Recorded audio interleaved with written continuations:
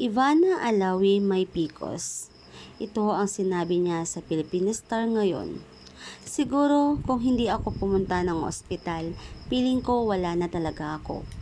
Ito ang naging saad ng actress-vlogger na si Ivana Alawi matapos niyang ibahagi ang kanyang naging sakit sa kanyang latest YouTube video. Feeling ko talaga it's really my second life. Share ko lang din sa inyo na meron akong problem sa ovaries and that's how it started, and I also have PCOS. Kwento ni Ivana. Siguro kung hindi ako pumunta ng ospital, feeling ko wala na talaga ako. Nagpapunta na lang ako ng ospital nung hindi ko na kaya. I also got fluid in my stomach na sobrang napuno na siya. Day by day habang nasa ospital ako, umaangat ng umaangat yung fluid sa tiyan ko. Mukha akong 5 months pregnant, dagdag pa niya. Tas nung padulo na, parang patigas na siya ng patigas, tas ang laki. Tas ang sakit-sakit, hindi na ako makahinga. Kunting lakad ko lang parang hihimatayin ako.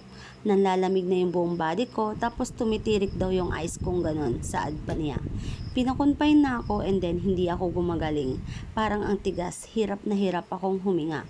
Yung last time na parang sabi ko hindi ko na kayang huminga, piling ko kada hinga ko para akong nalulunod.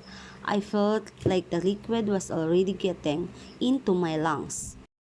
Tapos parang sabi ko, butasan nyo na ako, pagbabahagi pa niya. So yun, pinasok nila yung tube and then they started to drain. Tapos meron daw 2 liters na pinupush na daw yung lungs ko. That's why nahirapan ako. So hindi naman nila madrain yung 2 liters. Sabi nila, 1 liter muna and then installment. Parang every 8 hours yung iba, wika pa ng actress.